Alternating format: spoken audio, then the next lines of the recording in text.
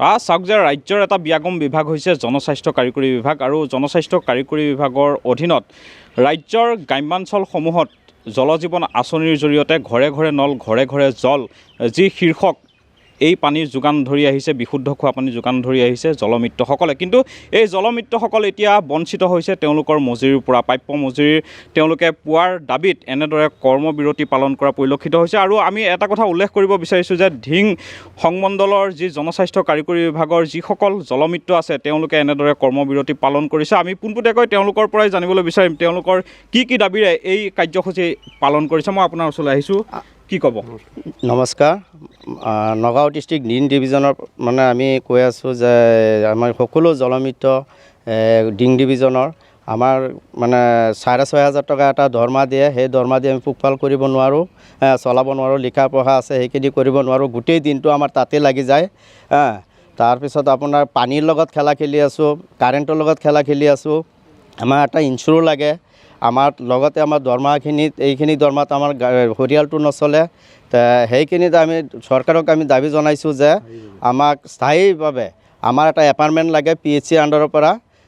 আমাৰ সম্পূৰ্ণভাৱে আমাৰ PHC আণ্ডাৰত আমাৰ লৈ যাওক, সেইখিনি আমি দাবী জনাইছোঁ। আৰু গতিকে আমাৰ আৰু এটা দাবী আছিলে যে সকলো আপোনাৰ অংগনবাদী হওক, আশাকৰ্মী হওক, চবকে দৰমহা বৃদ্ধি কৰিছে।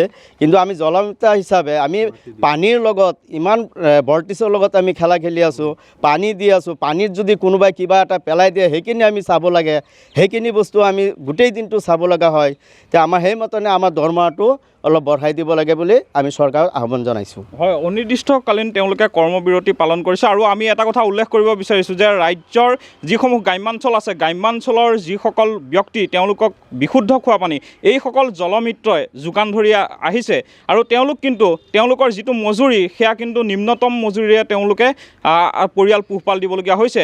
এই ক্ষেত্ৰত কিন্তু তেওঁলোকে বহু আচলতে সমস্যাৰ সন্মুখীন হোৱা পৰিলক্ষিত হৈছে, যাৰ বাবে তেওঁলোকে অনিৰ্দিষ্টকাললৈ কৰ্মবিৰতি পালন কৰিছে। মই আপোনাৰ ওচৰলৈ আহিছোঁ, পোনতে কি ক'ব আপোনালোকৰ যিসমূহ দাবী চৰকাৰক কি ক'ব? হয়, নমস্কাৰ। মই অনিল শইকীয়া, মই নগাঁও জিলা ধিং ডিভিজনৰ জলমিত্ৰ। চাওক, আমাৰ চৰকাৰে আমাৰ পৰা মাটি লৈছে।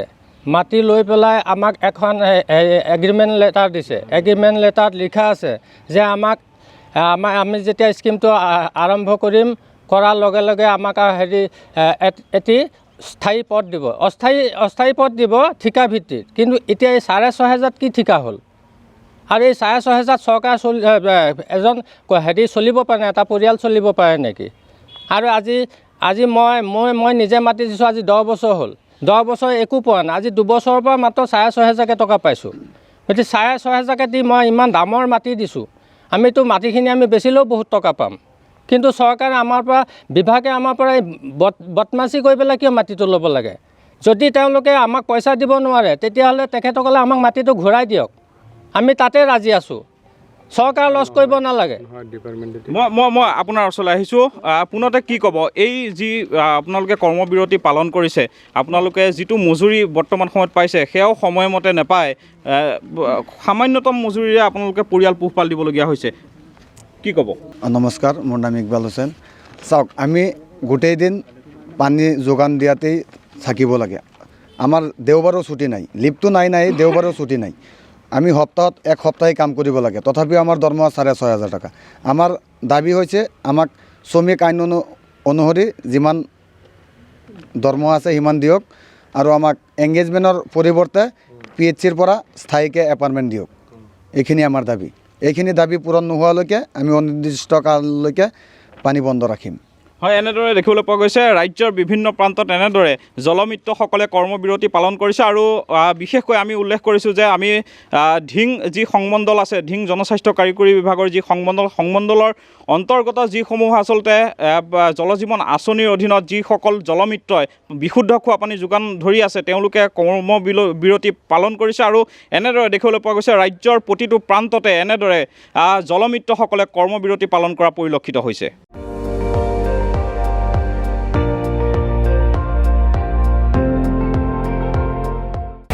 আপুনি চাই আছে ND24, সৰ্বশ্ৰেষ্ঠ নহয় সৰ্বোত্তমৰ দৌৰ।